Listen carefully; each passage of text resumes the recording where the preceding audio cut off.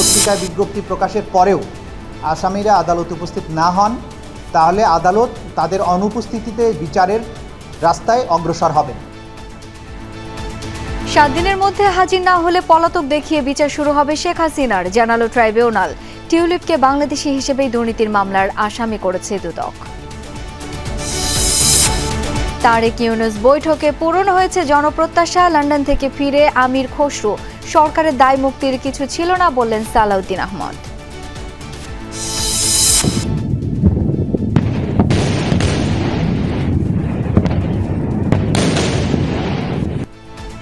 সংঘাত শুরুর পর ইসরায়েলের সবচেয়ে বড় হামলা ইরানের।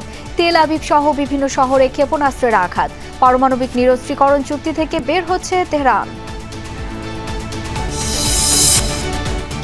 ইরান ইসরায়েল যুদ্ধ শিল্পের জন্য নতুন চ্যালেঞ্জ, অভিমত নতুন বিজিএমইএ সভাপতির। জ্বালানি তেলের দাম বাড়লে ক্ষতিগ্রস্ত হবে পোশাক খাত।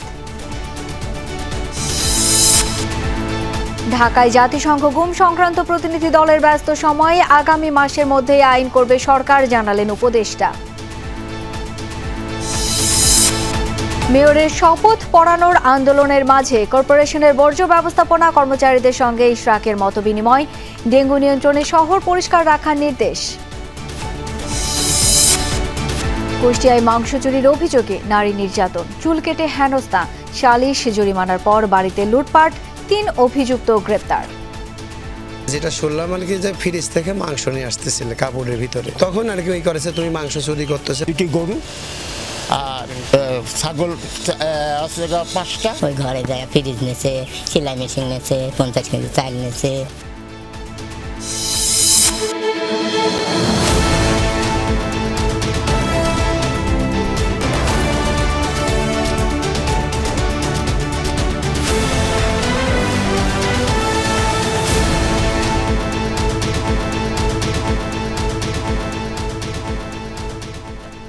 আমন্ত্রণ সন্ধ্যার বাংলাদেশে, সাথে আছি আমি শাওন দত্ত। এতক্ষণ শিরোনাম দেখছিলেন। মানবতা বিরোধী অপরাধের মামলার আসামি সাবেক প্রধানমন্ত্রী শেখ হাসিনা ও সাবেক স্বরাষ্ট্রমন্ত্রী আসাদুজ্জামান খান কামালকে খুঁজে পায়নি পুলিশ। তাই তাদের 24 জনের মধ্যে ট্রাইব্যুনালে হাজির হতে পত্রিকায় বিজ্ঞপ্তি দেওয়ার নির্দেশ দিয়েছেন আন্তর্জাতিক অপরাধ ট্রাইব্যুনাল। সোমবার শুনানি শেষে এই আদেশ দেন ট্রাইব্যুনাল। এরপরও যদি তাদের ট্রাইব্যুনালে হাজির করা না যায়, তাহলে আইন অনুযায়ী তাদের অনুপস্থিতিতেই বিচার প্রক্রিয়া চলবে বলে জানান চিফ প্রসিকিউটর। 1-2 জন নন, 1400-রও বেশি মানুষ হত্যার আসামি সাবেক প্রধানমন্ত্রী শেখ হাসিনা। জুলাই অভ্যুত্থানে মানবতা বিরোধী অপরাধ মামলার মূল আসামি তিনি। 5 আগস্ট ভারতে পালিয়ে যাওয়ার পর আন্তর্জাতিক অপরাধ ট্রাইব্যুনালে তার বিচার প্রক্রিয়া শুরু হয়। গত 1 জুন শেখ হাসিনা, আসাদুজ্জামান খান কামাল, চৌধুরী আব্দুল্লাহ মামুনের বিরুদ্ধে আন্তর্জাতিক অপরাধ ট্রাইব্যুনালে তদন্ত প্রতিবেদন দাখিল করা হয়। অভিযোগ আমলে নিয়ে পরবর্তী শুনানির জন্য 16 জানুয়ারি দিন ধার্য করেছিলেন ট্রাইব্যুনাল। পাশাপাশি নির্দেশ দেওয়া হয় 3 জনকে ট্রাইব্যুনালে হাজির করার। সে অনুযায়ী সোমবার পুলিশের সাবেক আইজিপি চৌধুরী আব্দুল্লাহ মামুনকে ট্রাইব্যুনালে হাজির করা হয়। চিফ প্রসিকিউটর জানান, শেখ হাসিনা ও আসাদুজ্জামান খান কামালকে খুঁজে পায়নি আইনশৃঙ্খলা রক্ষাকারী বাহিনী। সব শুনে আন্তর্জাতিক অপরাধ ট্রাইব্যুনাল 24 জুনের মধ্যে তাদের হাজির হতে পত্রিকায় বিজ্ঞপ্তি দেওয়ার নির্দেশ দেন। গ্রেপ্তারি পরোয়ানার ব্যাপারে আমাদের আইনশৃঙ্খলা রক্ষাকারী বাহিনী অর্থাৎ পুলিশ রিপোর্ট দিয়েছেন যে আসামি শেখ হাসিনা এবং আসামি আসাদুজ্জামান খান কামালের বাসায় বিভিন্ন সময় অভিযান পরিচালনা করে তাদেরকে সেখানে পাওয়া যায়নি। তারা রিপোর্ট দিয়েছেন আরও যে বিভিন্ন সামাজিক যোগাযোগ মাধ্যম এবং পত্রপত্রিকার রিপোর্ট থেকে তারা জানতে পেরেছেন যে এই আসামিদ্বয় গ্রেপ্তার এড়ানোর জন্য বর্তমানে ভারতে পলাতক অবস্থায় রয়েছেন। তাদেরকে পরবর্তীতে গ্রেপ্তার করা সম্ভব হলে আদালতে সোপর্দ করবে। চিফ প্রসিকিউটর জানান, নির্ধারিত সময়ের মধ্যে তারা ট্রাইব্যুনালে হাজির না হলে আইন অনুযায়ী তাদের অনুপস্থিতিতেই চলবে বিচার কাজ। যদি এই পত্রিকায় বিজ্ঞপ্তি প্রকাশের পরেও আসামিরা আদালতে উপস্থিত না হন, তাহলে আদালত তাদের অনুপস্থিতিতে বিচারের রাস্তায় অগ্রসর হবেন। সেটা আমাদের আইনে সুনির্দিষ্টভাবে বর্ণনা করা আছে। তারা যদি এই সময়ের মধ্যে উপস্থিত না হন, তাহলে আদালত আইন অনুযায়ী তার পরবর্তী কার্যধারা গ্রহণ করবেন এবং তাদের অনুপস্থিতিতেই বিচার কার্য পরিচালিত হবে। মানবতা বিরোধী অপরাধের মামলায় শেখ হাসিনাকে 5টি অভিযোগে অভিযুক্ত করা হয়েছে। মাইনুল মারুফ, যমুনা নিউজ, ঢাকা।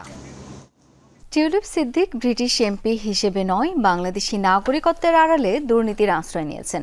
সাবেক ভূমিমন্ত্রী সাইফুজ্জামান জাভেদ সহ কয়েকজনের সম্পদ জব্দের চিঠি দিয়েছে দুদক। সংস্থাটির চেয়ারম্যানের দাবি, পাচারকারীদের সাথে সমঝোতা করে অর্থ ফেরানোর কোনো সুযোগ নেই। যুক্তরাজ্যের আদালত থেকে অনুমতি মিললে পাচার হওয়া সম্পদ দেশে ফেরানো সম্ভব। আওয়ামী লীগ সরকারের ভূমিমন্ত্রী সাইফুজ্জামান চৌধুরী জাভেদের যুক্তরাজ্য সহ বিভিন্ন স্থানে প্রায় ৬০০ বাড়ি ও ফ্ল্যাটের সন্ধান পায় দুদক। এর মধ্যে যুক্তরাজ্যের ৩৪৩টি বাড়ি, যার বাজার মূল্য ১,০২৫ কোটি টাকা। এছাড়াও ব্যাংকে ৩৫ কোটি টাকারও সন্ধান পায় সংস্থাটি। পট পরিবর্তনের পর এসব সম্পদ জব্দ করতে আদালতের মাধ্যমে আবেদন করে দুদক। সম্প্রতি যুক্তরাজ্যের যুক্তরাজ্য ন্যাশনাল ক্রাইমস এজেন্সি কিছু সম্পদ জব্দ করে। সংবাদ সম্মেলনে এসব তথ্য জানিয়ে দুদক চেয়ারম্যান বলেন, পাচার করা টাকায় সম্পদ গড়েছেন জাবেদের ভাই রনি সহ কয়েকজন। তাদের সম্পদ জব্দ করতে এবার চিঠি দিয়েছে দুদক। জাবেদ সাহেবের মোট ৫৮০টা বাড়ির আমরা সন্ধান পাই। এর মধ্যে ৩৪৩টা বাড়ি, যার আনুমানিক মূল্য বাংলাদেশি মুদ্রায় বলা যায় প্রায় ১,০২৫ কোটি টাকা। এইটা আমাদের জন্য এনসিএ ফ্রিজ করেছে। সংবাদ সম্মেলনে ব্রিটিশ এমপি টিউলিপ প্রসঙ্গেও কথা বলেন আব্দুল মোমেন। বাংলাদেশি নাগরিকত্বের আড়ালে মৎস্য খামার, ট্যাক্স ফাইলে অস্বাভাবিক সম্পদের প্রমাণ পেয়েছে তারা। সেই দুর্নীতির দায় এড়াতে বারবার ব্রিটিশ নাগরিকত্বের পরিচয় ব্যবহার করছেন বলেও অভিযোগ দুদক চেয়ারম্যানের। তিনি যতই বলুন না কেন আমি ব্রিটিশ, আমরা যখন আমাদের কাগজপত্র দেখছি তাতে তো বাংলাদেশি মনে হচ্ছে। এখন যদি আপনি অবস্থার পরিপ্রেক্ষিতে নিজের সুবিধার জন্য কখনো ব্রিটিশ বলেন, কখনো বাংলাদেশি বলেন, এটা কি সমীচীন কিনা, এটা আমার মনে হয় আপনারা এটা ভালো বিবেচনা করবেন। যুক্তরাজ্য বাংলাদেশের সাবেক হাইকমিশনার সাইদা মোনা তাসনিম ও তার স্বামীর বিরুদ্ধে ২,০০০ কোটি টাকা পাচারের অভিযোগ অনুসন্ধান শুরু করেছে কমিশন। নাম সর্বস্ব ভুয়া প্রতিষ্ঠানের নামে বিভিন্ন আর্থিক প্রতিষ্ঠান থেকে আনুমানিক ২,০০০ কোটি টাকা আত্মসাৎপূর্বক বিদেশে পাচার করেন। আমরা এটা নিয়ে কাজ শুরু করেছি। পাচারকারীদের সাথে সমঝোতা করে অর্থ ফেরানোর কোনো সুযোগ নেই বলেও মন্তব্য করেন দুদক চেয়ারম্যান। নন কম্পাউন্ডেবল মামলাতে আমাদের সমঝোতা করার কোনো সুযোগ নেই। আশিক মাহমুদ, যমুনা নিউজ, ঢাকা। রমজানের আগে নির্বাচন করার সিদ্ধান্তে জনগণের প্রত্যাশা পূরণ হয়েছে। লন্ডন থেকে ঢাকায় ফিরে বললেন বিএনপির স্থায়ী কমিটির সদস্য আমির খসরু মাহমুদ চৌধুরী। স্থায়ী কমিটির আরেক সদস্য সালাউদ্দিন আহমদ সরকারকে লন্ডন বৈঠকে নেওয়ার সিদ্ধান্ত যথাযথ প্রক্রিয়ায় নির্বাচন কমিশনকে জানানোর পরামর্শ দিয়েছেন। এছাড়া দলটির মহাসচিব মির্জা ফখরুল ইসলাম আলমগীরের নেতৃত্বে যুক্তরাজ্যের হাই কমিশনার সারা কোকের সঙ্গে বৈঠক করেছে বিএনপির একটি প্রতিনিধি দল। প্রধান উপদেষ্টার সাথে তারেক রহমানের বৈঠক শুরুর কয়েক ঘণ্টা আগে লন্ডনে যান বিএনপি নেতা আমির খসরু মাহমুদ চৌধুরী। ৬ দিনে সেই সফর শেষে সোমবার ঢাকায় ফিরেন তিনি। সাংবাদিকদের প্রশ্নের জবাবে আমির খসরু জানান, লন্ডন বৈঠক সফল, সংস্কার প্রশ্নে ঐক্যমত হলে ১ মাসের বেশি সময় লাগবে না। জনগণের নির্বাচনের যে প্রত্যাশা ছিল সেটা পূরণ হয়েছে আমি মনে করি। সেদিক থেকে তো আমি মনে করি এটা সফল একটা আলোচনা হয়েছে। আমরা তো দ্রুততম সময়ে নির্বাচন সবসময় ঠিক, যেমন ডিসেম্বরের মধ্যে সম্ভব, সেটা ফেব্রুয়ারিতে গেলেও তেমন কোনো বড় সমস্যা তো না।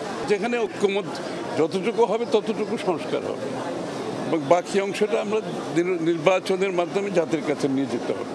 বর্তমান রাজনৈতিক পরিস্থিতি নিয়ে জাতীয় প্রেস ক্লাবে আলোচনা সভার আয়োজন করে নাগরিক ঐক্য। অনুষ্ঠানে বক্তারা লন্ডন বৈঠক সরকারের দায় মুক্তির সভা ছিল কিনা প্রশ্ন তোলেন। হ্যাঁ, কিছু কিছু সমালোচনা করা থাকতেই পারে, কিন্তু তারপরেও এটা যে একটা বরফ গলে ওই বরফ গলা পানি বইতে শুরু করেছে, এটাকে বইতে দিতে হবে, সামনে যেতে দিতে হবে। এবারকার সরকার লন্ডনে যে ৫,৫০০ হাজার মাইল পাড়ি দিয়ে তারা অগ্রিম এক ধরনের ইমিউনিটিও তারা চাইলেন কিনা সেটা আমি ভালো জানি না। যুগপৎ আন্দোলনের শরিকদের অভিযোগ অস্বীকার করে বর্তমান সরকারের বৈধতা আগামী সংসদের কাছে বলে মন্তব্য করেন বিএনপি নেতা সালাউদ্দিন আহমদ। না, কারো দায় মুক্তির বিষয়ে আমাদের কোনো আলোচনার প্রসঙ্গ ছিল না। কনস্টিটিউশনালি আপনাদের এই সরকারের রেটিফিকেশন লাগবে ইন দ্য নেক্সট পার্লামেন্ট, এটাও আপনারা মাথায় রাখবেন। লন্ডনের আলোচনার সূত্র ধরে যে সিদ্ধান্তটা হয়েছে সেটা খুব শিগগির ইলেকশন কমিশনে যথাযথ প্রক্রিয়ায় কমিউনিকেট করবেন বলে আশা করি, যাতে ইলেকশন কমিশন জনগণের সামনে বলতে পারে যে তারা সরকারের কাছ থেকে একটা পরামর্শমূলক বা নির্দেশনামূলক মেসেজ পেয়েছে। সকালে গুলশানে যুক্তরাজ্যের হাইকমিশনার সারা কুকের সঙ্গে বৈঠক করে বিএনপির একটি প্রতিনিধি দল। দলটির মহাসচিবের নেতৃত্বে হওয়া বৈঠকে গুরুত্ব পায় বাংলাদেশের আগামী সংসদ নির্বাচন। বাংলাদেশে একটা গুণগত পরিবর্তন আনতে হবে এবং সেটা আনার জন্য কি প্রয়োজন? গণতন্ত্র প্রয়োজন এবং গণতান্ত্রিক যে প্রতিষ্ঠান সেগুলোকে আমাদের গঠন করতে হবে এবং সেগুলোকে পুনর্গঠন করতে হবে, শক্তিশালী করতে হবে, যাতে মানুষ তার গণতান্ত্রিক অধিকার এদেশে প্রয়োগ করতে পারে। সংবাদপত্রের কালো দিবস উপলক্ষে রাজধানীতে আরেক অনুষ্ঠানে বিএনপি নেতা জাহিদ হোসেন জনগণের প্রতি সরকারের কোনো দায়বদ্ধতা নেই বলে অভিযোগ করেন। আরিফিন শাকিল, যমুনা নিউজ, ঢাকা। তেহরানের আকাশসীমা পুরোপুরি নিয়ন্ত্রণে নেয়ার দাবি করেছে ইসরায়েল। দাবি, সর্বশেষ হামলায় ধ্বংস করা হয়েছে ইরানের মিসাইল লঞ্চারের 1/3। এর আগে দফায় দফায় ব্যালিস্টিক ক্ষেপণাস্ত্রের আঘাতে সংঘাত শুরুর পর সবচেয়ে কার্যকর হামলা চালায় ইরান। ধ্বংসযজ্ঞের মুখে তেল আবিব, হাইফা সহ গুরুত্বপূর্ণ ইসরায়েলি শহরগুলো। ক্ষতিগ্রস্ত হয়েছে ইসরায়েলের সবচেয়ে বড় তেল শোধনাগার। এক রাতেই প্রাণ গেছে আরও 8 জনের, নিহতের সংখ্যা বেড়ে দাঁড়িয়েছে 24 জনে। অন্যদিকে ইসরায়েলি হামলায় এ পর্যন্ত 224 জনের প্রাণহানি হয়েছে ইরানে। টানা তৃতীয় রাতের মতো ইসরায়েল জুড়ে ক্ষেপণাস্ত্র হামলা চালাচ্ছে ইরান। প্রকম্পিত হচ্ছে মধ্য, উত্তরসহ বিভিন্ন শহর। নজিরবিহীন হামলায় ব্যাপক ধ্বংসের মুখে তেল আবিব এবং বন্দরনগরী হাইফা। সংঘাত শুরুর পর ইরানের এই হামলাকেই দেখা হচ্ছে সবচেয়ে কার্যকর জবাব হিসেবে। রোববার রাত থেকেই নতুন পরিসরে হামলা শুরু করে ইরান। রাজধানী তেল আবিব ছাড়াও এবার টার্গেট করা হয় সবচেয়ে গুরুত্বপূর্ণ হাইফা বন্দরকেও। ইরানে মিসাইল হামলায় ক্ষতিগ্রস্ত হয়েছে ইসরায়েলের সবচেয়ে বড় তেল শোধনাগার। ক্ষতিগ্রস্ত হয় গ্যাস পাইপলাইন এবং উৎপাদন ব্যবস্থা। তেল আবিবকে দাঁতভাঙা জবাব দিতে অপারেশন ট্রু প্রমিস 3 অব্যাহত রাখার ঘোষণা দিয়েছে ইরান। ইরান জাতি ইসরায়েলের এই অপরাধের বিরুদ্ধে নীরব থাকবে না। আমাদের শক্তিশালী এবং ন্যায়সঙ্গত জবাবে তারা অনুতপ্ত হবে। শান্তি প্রতিষ্ঠায় ইরান সবসময়ই নিবেদিত, কিন্তু আগ্রাসনের চূড়ান্ত প্রতিক্রিয়া জানাতেও দৃঢ় প্রতিশ্রুতিবদ্ধ তেহরান। এদিকে ইরানের আকাশসীমা পুরোপুরি নিয়ন্ত্রণে নেওয়ার দাবি করেছে ইসরায়েল। রোববার রাত থেকেই রাজধানী তেহরান সহ সামরিক স্থাপনায় হামলা চালায় ইসরায়েল, যাতে ধ্বংস করা হয় ইরানের অন্তত 120টি মিসাইল লঞ্চার। এছাড়াও বেশ কয়েকটি অস্ত্রাগার এবং ক্ষেপণাস্ত্র ঘাঁটি ধ্বংসের দাবি তেল আবিবের। তেহরানের আকাশের পূর্ণ নিয়ন্ত্রণ অর্জন করেছি আমরা। তাদের সারফেস টু সারফেস মিসাইল লঞ্চারগুলো 1/3 ধ্বংস করেছি, যেগুলো থেকে কিছুক্ষণের মধ্যে হামলা শুরুর কথা ছিল। গত রাতে 20টিরও বেশি স্থানে আমাদের অভিযান চলেছে। ইসরায়েলের সাথে সংঘাতের জেরে তেহরান ছাড়তে শুরু করেছে আতঙ্কিত বাসিন্দারা। সড়কগুলোতে দেখা গেছে গাড়ির লম্বা লাইন। অনিক রহমান, যমুনা নিউজ। ইরানের মিসাইল হামলায় ক্ষতিগ্রস্ত হয়েছে ইসরায়েলের মার্কিন দূতাবাস। ভবনের ক্ষতির কথা নিশ্চিত করেছেন মার্কিন রাষ্ট্রদূত মাইক হাকাবি। সোমবার তেহরানের ছোড়া মুহুর্মুহু ব্যালিস্টিক মিসাইল এসে আঘাত হানে তেল আবিবের মার্কিন দূতাবাসের কাছে। এতে কিছুটা ক্ষতিগ্রস্ত হয় স্থাপনাটি।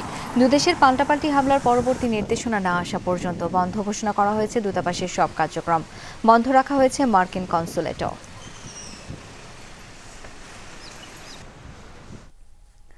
ইরানে ইসরায়েলের হামলায় নিহত হয়েছেন ইসলামিক রেভলিউশনারি গার্ডের গোয়েন্দা বিভাগের প্রধান মোহাম্মদ কাজেমি সহ আরও 2 কর্মকর্তা। ইরানের রাষ্ট্রীয় সংবাদ মাধ্যম নিশ্চিত করেছে তথ্যটি। রোববার ইসরায়েলের টার্গেট কিলিংয়ের শিকার হন তারা। মোহাম্মদ কাজেমির অবস্থান লক্ষ্য করে গোলা ছোড়ে ইসরায়েলিরা। হামলায় আরও মৃত্যু হয়েছে কাজেমির ঘনিষ্ঠ সহকারী 2 জেনারেল হাসান মোহাঘিক ও মোহসেন বাঘেরি। আইআরজিসির পাশাপাশি তাদের মৃত্যুর খবর নিশ্চিত করেছেন ইসরায়েলের প্রধানমন্ত্রী বেনিয়ামিন নেতানিয়াহু। পারমাণবিক নিরস্ত্রীকরণ চুক্তি থেকে সরে যাওয়ার প্রস্তুতি নিচ্ছে ইরান। এরই মধ্যে এই সংক্রান্ত একটি আইন প্রণয়ন করছে দেশটির পার্লামেন্ট, যা শিগগিরই উত্থাপন করা হবে সেখানে। ইসরায়েলের সাথে সংঘাতের মাঝে এমন বিস্ফোরক তথ্যটি জানালেন পররাষ্ট্র মন্ত্রণালয়ের মুখপাত্র ইসমাইল বাকাই। সোমবার বিষয়টি সরকারিভাবে নিশ্চিত করে ইরান। তবে এনপিটি চুক্তি থেকে বেরিয়ে গেলেও গণবিধ্বংসী মারণাস্ত্রের বিরুদ্ধে অবস্থান থাকবে তেহরানের বলে জানানো হয়। পারমাণবিক অস্ত্র বিস্তার রোধ এবং শান্তিপূর্ণ কর্মসূচি নিশ্চিতে 1968 সালে স্বাক্ষরিত হয় নন প্রলিফারেশন ট্রিটি এনপিটি, যা 1970 সালে কার্যকর হয়। ইরান ইসরায়েল যুদ্ধ শিল্পের জন্য নতুন চ্যালেঞ্জ। এর জেরে জ্বালানি তেলের দাম বাড়লে পোশাক খাতেও প্রভাব পড়বে। এমন মন্তব্য করেছেন নতুন বিজিএমইএ সভাপতি মাহমুদ হাসান খান। জানান পোশাক খাতের আলাদা মন্ত্রণালয় নিশ্চিতে জোরালো চেষ্টা চালাবে তার বোর্ড। বিকেলে প্রশাসকের কাছ থেকে আনুষ্ঠানিক দায়িত্ব বুঝে নেন বিজিএমইএর সদ্য নির্বাচিত পরিচালকরা।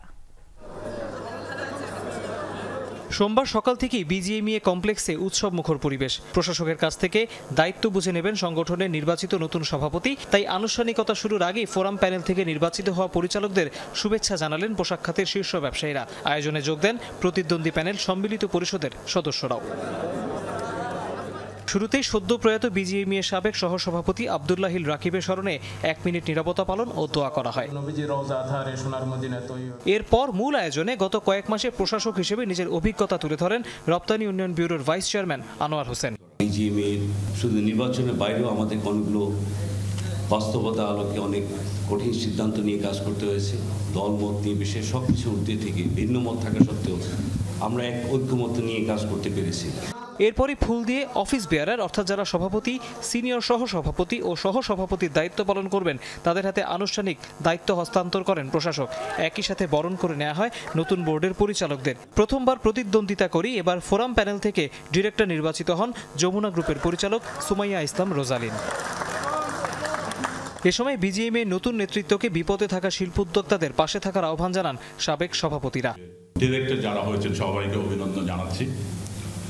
আমি বিশেষ করে বলবো যে প্রথমবারের মতো একজন ম্যাডাম ভাইস প্রেসিডেন্ট হয়েছেন।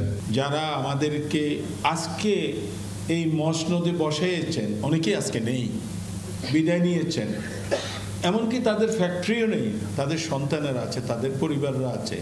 তারা আমাদের পরিবারের অংশ, এটা যাতে আমরা সবসময় মনে রাখি। আনুষ্ঠানিক বক্তব্যে নতুন প্রেসিডেন্ট মাহমুদ হাসান খান বলেন আগামীতে সংগঠন হিসেবে আরো স্বচ্ছ হবে বিজিএমইএ। চ্যালেঞ্জ প্রতিনিয়তই পরিবর্তন হয়। এই ইসরায়েল আর ইরানের যুদ্ধটা আমাদের জন্য একটা নতুন চ্যালেঞ্জ। কারণ হচ্ছে এর ফলে তেলের দাম বৃদ্ধি পেলে সেটা একটা রিকারিং এফেক্ট সবার উপর পড়বে এবং পোশাক শিল্প এর থেকে বাদ যাবে না। মার্কিন শুল্ক নিয়ে কাজ হচ্ছে, এটা যেন সহনীয় পর্যায়ে থাকে এবং যেটা বলে পারস্পরিক শুল্ক সেটা যেন আমাদের উপর আরোপ না হয়, সেটা নিয়ে আমরা কাজ করব। বিজিএমইএ নতুন পরিচালনা পর্ষদ দায়িত্ব পালন করবে আগামী 2 বছর। তৌহিদ হোসেন, যমুনা নিউজ, ঢাকা। আগামী মাসের মধ্যে গুম প্রতিরোধ বিষয়ক আইন করা হবে জানিয়েছেন আইন উপদেষ্টা ডক্টর আসিফ নজরুল। বলেন আইনের আওতায় একটি শক্তিশালী কমিশন হবে। জাতিসংঘের মানবাধিকার কমিশনের গুম বিষয়ক কারিগরি কমিটির 2 সদস্যের সাথে বৈঠক শেষে সচিবালয়ে কথা বলেন তিনি। সরকারি কর্মচারী আইনের ব্যাপারে পুনর্বিবেচনার অবকাশ আছে বলেও মনে করেন আইন উপদেষ্টা। 4 দিনের সফরে ঢাকায় এসেছেন জাতিসংঘের মানবাধিকার কমিশনের গুম বিষয়ক ওয়ার্কিং গ্রুপের 2 সদস্য গ্রাজিলা বারানস্কা ও আনা লোরেনা ডেলগাদিলো পেরেজ। এটি তাদের প্রথম বাংলাদেশ সফর। সোমবার তারা বৈঠক করেন আইন উপদেষ্টার সাথে। পরে আসিফ নজরুল বলেন, গণঅভ্যুত্থানের বর্ষপূর্তির আগে সরকার গুম প্রতিরোধে আইন করতে চায়। আমাদের আগামী আশা করি আর কি আগামী 1 মাসের মধ্যে গুম বিষয়ক আইনটা এবং সিআরপিসির যে অ্যামেন্ডমেন্টটা সেটা হয়ে যাবে। লিগ্যাল এইডের যে অ্যামেন্ডমেন্টটা সেটা ইনশাআল্লাহ আগামী 2 সপ্তাহের মধ্যে হয়ে যাবে। আইন উপদেষ্টা জানান, জাতিসংঘের গুম বিষয়ক কমিটির ওয়ার্কিং গ্রুপ এর আগে দেশে আসতে চাইলেও আওয়ামী লীগ সরকার তা হতে দেয়নি। প্রথমবার দেশে এসেই গুম কমিশনের কিছু পদক্ষেপের প্রশংসা করেছেন ওয়ার্কিং গ্রুপের সদস্যরা। গুম প্রতিরোধ বিষয়ক আন্তর্জাতিক চুক্তি মেনে নিয়েছে বাংলাদেশ। ভুক্তভোগী পরিবারদের ডেথ সার্টিফিকেটের মতো মিসিং পারসন সার্টিফিকেট দেওয়ার ব্যাপারেও সরকার চিন্তা করছে। যারা হত্যাকাণ্ডের শিকার হয়েছেন, যাদের আপনার ডেড বডিরও কোনো খোঁজ পাওয়া যায়নি, এরকম আর অনেক মানুষ রয়ে গেছেন। তো ওইটার ব্যাপারে ওনারা বলেছেন, আমাদের যে ওয়ার্কিং গ্রুপের একজন সদস্য ছিলেন মেক্সিকোতে, উনি কাজ করেছেন এগুলি নিয়ে। উনি বলেছিলেন একটা কমিশন অন সার্চ, শুধু তারা সার্চ করবে, এই ধরনের একটা কমিশনের বিধান আমরা আইনের মধ্যে ঢুকাতে পারি কিনা আমরা বলেছি আমরা অবশ্যই সেটা বিবেচনা করব। এছাড়াও সরকারি কর্মচারী আইন নিয়েও কথা বলেন তিনি। সরকার কোনো অসৎ উদ্দেশ্যে আইনটা করে নাই। এখন অসৎ উদ্দেশ্যে আইন না করা হলেও কোনো কোনো আইনের মধ্যে এমন বিধান থাকতে পারে যেটা এই আইনের যারা সাবজেক্ট তাদের কাছে মনে হতে পারে যে তারা বিড়ম্বনা, হয়রানির শিকার হতে পারে। সেটা আমরা স্বীকার করি যে এরকম সম্ভাবনা এই আইনের মধ্যে থাকতে পারে। এরপর জাতিসংঘের গুম বিষয়ক ওয়ার্কিং গ্রুপের 2 সদস্য যান আন্তর্জাতিক অপরাধ ট্রাইব্যুনালে। সেখানে তারা বৈঠক করেন রাষ্ট্রপক্ষের আইনজীবীদের সাথে। তানফির মৌসুম, যমুনা নিউজ, ঢাকা। ভাই ছিলেন কুমিল্লার ব্রাহ্মণপাড়া বিএনপির স্থানীয় নেতা আর নিজে করতেন ছাত্রদল। শুধুমাত্র এই কারণেই ধরে নিয়ে নির্যাতন করে দুচোখ তুলে নেয়ার অভিযোগ করেছেন কুমিল্লার গোলাম কিবরিয়া নামের ওই ছাত্রদল নেতা। সোমবার আন্তর্জাতিক অপরাধ ট্রাইব্যুনালে কুমিল্লার সাবেক এক সংসদ সদস্য, উপজেলা চেয়ারম্যান সহ 15 জনের বিরুদ্ধে অভিযোগ দায়ের করেন তিনি। ট্রাইব্যুনালে সেই অভিযোগের বিস্তারিত জানাচ্ছেন মাইনুল মারুফ। মানুষ মারা যাওয়ার পরে অন্ধকার কবরে চলে যায়, কিন্তু আজকে আমি দুনিয়াতে বেঁচে থাকার পরও পৃথিবীটা আমার কাছে অন্ধকার। সজ্ঞানে থাকা একজন মানুষের চোখ তুলে নেওয়ার যন্ত্রণা কতটা নির্মম হতে পারে, আর সে চোখ হারিয়ে একজন মানুষের বেঁচে থাকাটা কি মৃত্যুর চেয়ে কম? 2016 সালের 21 জুলাই কুমিল্লার ব্রাহ্মণপাড়ার নিজ এলাকা থেকে তুলে নেওয়া হয় গোলাম কিবরিয়াকে। এরপর চলে তার উপর নির্মম নির্যাতন।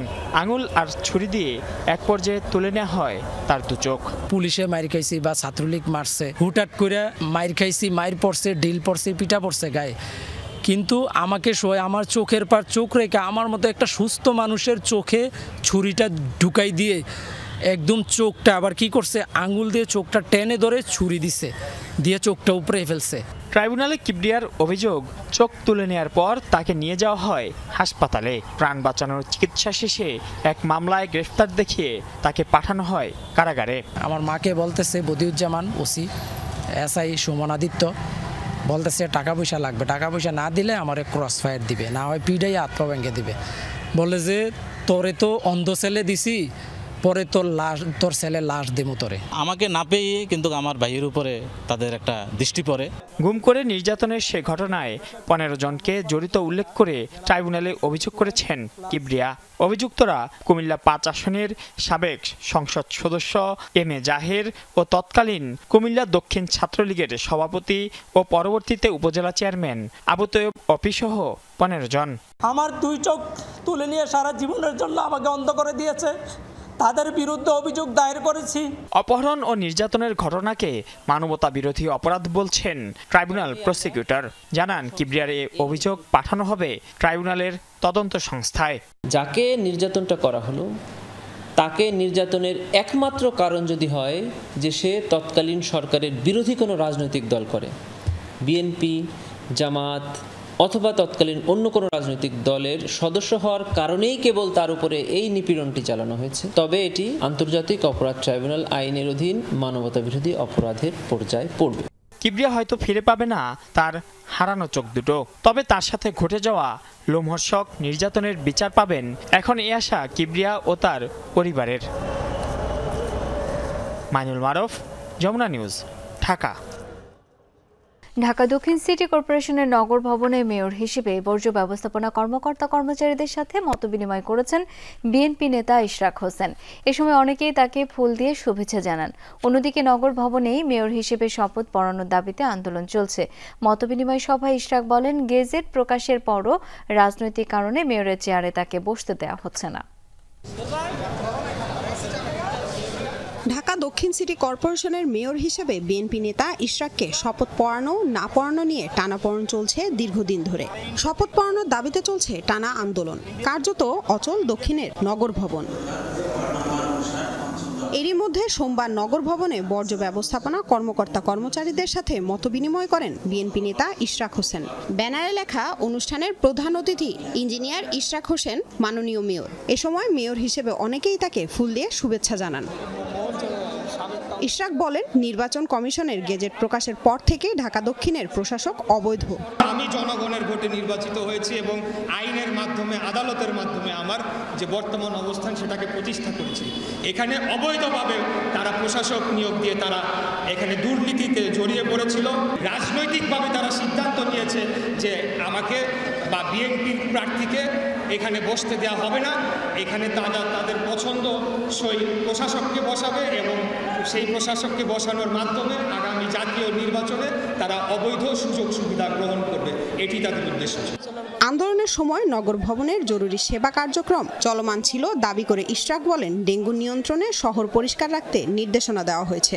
ডেঙ্গুর প্রাদুর্ভাব দেখা দিচ্ছে, যার কারণে আগামী দিনগুলা ঢাকা শহরকে নিরাপদ রাখার জন্য মশক নিধন নিয়ন্ত্রণ যে কর্মসূচি রয়েছে নগর ভবনের, সেটিকে বেগবান করার জন্য এবং সেটি যাতে চলমান থাকে সেটি নিশ্চিত করার জন্য দপ্তরের যারা কর্মচারীরা রয়েছেন তাদের সাথে আমরা বৈঠক করছি। আগামী 2 দিন মেয়র হিসেবে অন্যান্য কর্মকর্তা ও ওয়ার্ড সচিবদের সাথে মতবিনিময় করবেন ইশরাক। জন্ম নিবন্ধন, মৃত্যু সার্টিফিকেট, ওয়ারিশ সার্টিফিকেট, নাগরিক সার্টিফিকেট এই আবেদনগুলো ওয়ার্ড কার্যালয়ে ওয়ার্ড সচিবদের মাধ্যমে জমা নেওয়া হবে এবং পরবর্তীতে সেগুলোকে প্রক্রিয়া করে তাদেরকে দেওয়া হবে। মেয়র হিসেবে শপথের দাবিতে একদিকে আন্দোলন ও অন্যদিকে নাগরিক সেবা দেওয়ার ঘোষণা দিয়েছেন বিএনপির এই নেতা। 2020 সালের নির্বাচনের হিসেবে মেয়র পদের মেয়াদ শেষ হয়েছে গেল 15 মে। সরকারের পক্ষ থেকে কোনো ধরনের ভূক্ষেপ করা হয় নাই, কোনো ধরনের যোগাযোগ করা হয় নাই। লামিয়া তিথি, যমুনা নিউজ, ঢাকা। সরকারি চাকরি অধ্যাদেশ বাতিলের দাবিতে সচিবালয়ে আবারও গণজমায়েত করেছে সচিবালয় কর্মকর্তা কর্মচারী ঐক্য ফোরাম।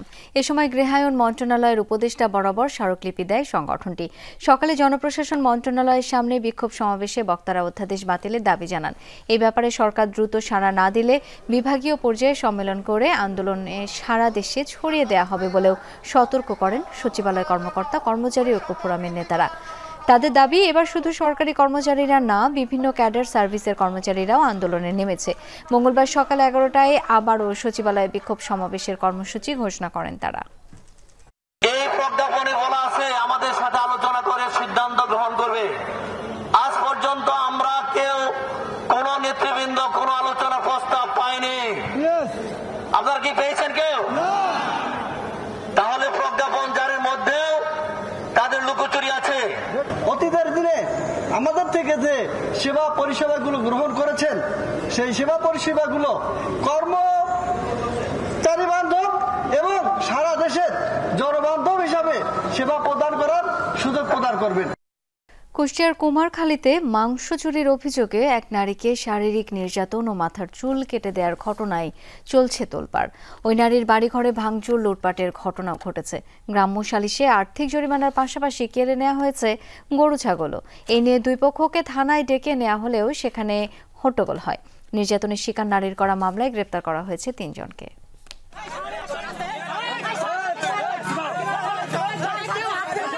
প্রতিবেশীর বাড়ি থেকে মাংস চুরির অভিযোগে এক নারীকে এভাবেই ধরে নিয়ে যায় গ্রামের একদল মানুষ। মারধরের পাশাপাশি কেটে দেওয়া হয় মাথার চুল। ভুক্তভোগীর শরীরে ক্ষতচিহ্ন কিছুটা শুকালেও কাটেনি আতঙ্ক। গোষ্ঠটা হইলে গা চুরি করে নিয়ে চলে আসে, তাই কয়া এই কোথায় সব আছে মানে না, গোষ্ঠ আমার ফ্রিজ ভরা, গোষ্ঠ আমি কি করব, আমার বলে যে ধরতে আমি ধরলাম, সমস্যা তো নাই। ও শাশুড়িরা রয়েছে, সবাই রয়েছে। অনেক ছেলে আমার নির্যাতন করেছে। প্রথমে বটি নিয়ে গেছে, ধারালো বটি নিয়ে যা কাটেছে, আমার গাও কাটেছে, কাটে নিয়ে তারপর বলছে কেচি নিয়ে এসে ও যে আমার চুল কেটে দিয়েছে। ঘটনা গেল মঙ্গলবারের কুষ্টিয়ার কুমারখালীতে। ওই বাড়িতে যমুনা টেলিভিশনের উপস্থিতি বুঝতে পেরে সেখানে ছুটে আসেন ঘটনার সময় উপস্থিত কয়েকজন। এই চুরির দায়ে ওনার একটা গরু ছাগল যা আছে এই সম্পদ নিয়ে তোমরা যদি এটা মীমাংসা করো আমি মীমাংসায় রাজি। তো উনি এগুলি বের করে দিয়ে এই মহিলার আমার কাছে বুঝে নিয়ে আসে আর মেম্বার, আমরা তার হাতে তুলে দিই, উনি এই পর্যন্ত বাড়ি আসে। পাশের বাড়ি রিপন, ওনার ঘর থেকে যেটা শুনলাম আর কি যে ফ্রিজ থেকে মাংস নিয়ে আসতেছিল কাপড়ের ভিতরে, তখন আর কি ওই করেছে তুমি মাংস চুরি করতেছে। ঘটনার রাতেই ভাঙচুর ও লুটপাট করা হয় ওই নারীর বাড়িঘরে। সালিশ বসিয়ে আর্থিক জরিমানার পাশাপাশি কেড়ে নেওয়া হয় গবাদি পশুও।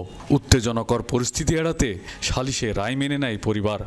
গরু খুলে নিয়ে গেল, ওই ঘরে যায় ফ্রিজ নেছে, সেলাই মেশিন নেছে, 50 কেজি চাল নেছে, 2টি গরু আর ছাগল আছে 5টা। মাঠের জমি নাকি ওই আমার ছেলের বলে রেন রাখা ছিল, ওই ধান ছিল, সে ধানগুলো সে কাটিয়ে নিয়ে গেছে। প্রকাশ্যে নারীকে এমন নির্যাতনের ঘটনায় ক্ষুব্ধ সচেতন মহল। একজন মানুষ চুরি করতে পারে, চুরি করলে তার চুল কাটতে হবে, চুরি করলে তার হাত পা বেঁধে গাছের সাথে নির্যাতন করতে হবে। এটা তো আজকে থেকে 200 বছর, 500 বছর, 1000 বছর আগে এই সমস্ত অন্ধকার যুগ ছিল। যারা আইন হাতে তুলে নিয়েছে তারা তো পুরোপুরি বেআইনি কাজ করছে। এই ঘটনায় থানায় মামলা করেন ভুক্তভোগী নারী। দুপক্ষকেই থানায় ডেকে নেয় পুলিশ। অভিযোগ, সেখানে এক পর্যায়ে পুলিশের উপর চড়াও হয় ওই নারীকে মারধরে অভিযুক্তরা। শুরু হয় হট্টগোল, আটক করা হয় অভিযুক্ত 3 নারীকে। মামলা প্রেক্ষিতে আমরা আসামি 3 জন যে যারা জড়িত, সরাসরি জড়িত, তাদেরকে গ্রেপ্তার করি। গ্রেপ্তারের সময় তারা স্থানীয় কিছু উচ্ছৃঙ্খল জনতা থানায় আসে মীমাংসার নামে এবং বিশৃঙ্খলা করে। এই ঘটনার পরে ওই পরিবারের সদস্যরা রয়েছেন নিরাপত্তাহীনতায়। তবে পুলিশ বলছে এ ধরনের কোনো ঘটনা ঘটলে কঠোর অবস্থানে যাবেন তারা। রুহুল আমিন বাবু, যমুনা নিউজ, কুষ্টিয়া। 3 দফা জানাজা শেষে সর্বস্তরের মানুষের শ্রদ্ধায় সিক্ত হলেন মুক্তিযুদ্ধের অন্যতম সংগঠক ও গণফোরাম সভাপতি মোস্তফা মহসিন মন্টু।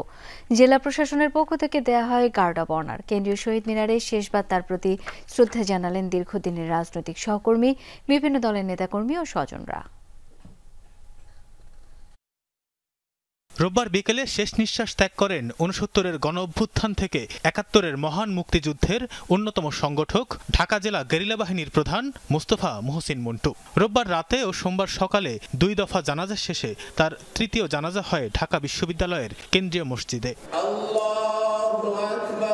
পরে সর্বস্তরের শ্রদ্ধার জন্য তার মরদেহ নেওয়া হয় কেন্দ্রীয় শহীদ মিনারে। সেখানে জেলা প্রশাসনের পক্ষ থেকে গার্ড অব অনার দেওয়া হয় মুক্তিযুদ্ধের এই অন্যতম সংগঠককে।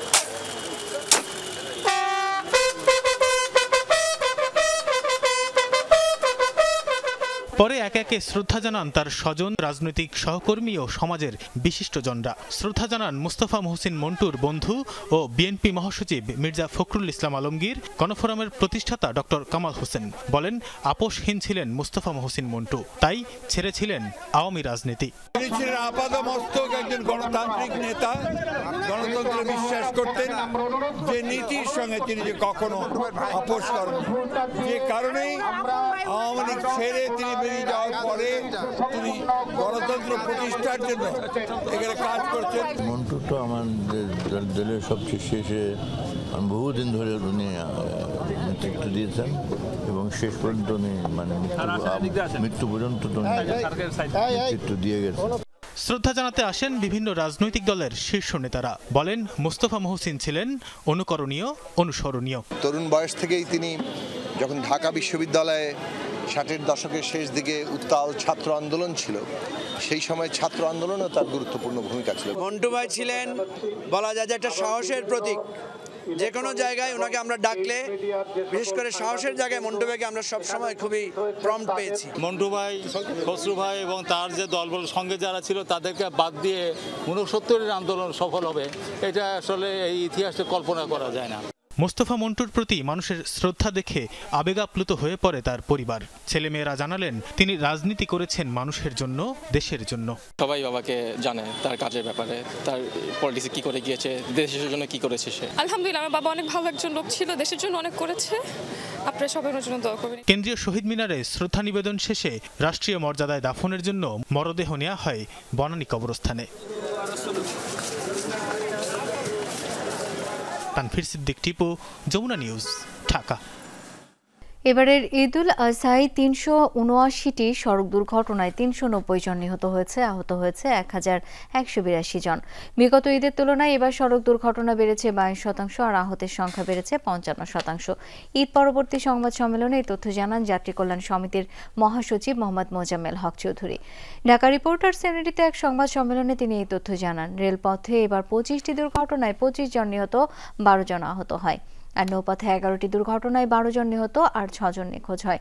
সড়ক, রেল, নৌপথে সব মিলিয়ে 415টি দুর্ঘটনায় 427 জন নিহত, 1194 জন আহত হয় বলে জানান যাত্রী কল্যাণ সমিতির মহাসচিব। দুর্ঘটনার শীর্ষে রয়েছে মোটর সাইকেল, যেখানে 134টি মোটর সাইকেল দুর্ঘটনায় 147 জন নিহত, 148 জন আহত হয়েছে। দুর্ঘটনা এড়াতে ঈদের যাতায়াত নিয়ে দীর্ঘমেয়াদী পরিকল্পনা দরকার বলে জানায় যাত্রী কল্যাণ সমিতি। ঈদের আগে ঈদের ছুটি কম থাকায় একসাথে বেশি মানুষ রাস্তায় নামার কারণে মানুষের যাতায়াতের ভোগান্তি, দীর্ঘ যানজটে আটকে পড়া, কাউন্টারগুলোতে চরম ভিড় এবং সড়কে বেপরোয়া যানবাহনের কারণে দুর্ঘটনা বেড়েছে। পবিত্র ঈদুল আজহায় সারা দেশে 379টি সড়ক দুর্ঘটনায় 390 জন নিহত হয়েছে, 1182 জন আহত হয়েছেন। দুই জেলায় সড়ক দুর্ঘটনায় প্রাণ গেছে 4 জনের। এর মধ্যে কক্সবাজারের রামুতে কাভার্ড ভ্যান ও বাসের সংঘর্ষে মারা গেছে বাবা ছেলে সহ 3 জন।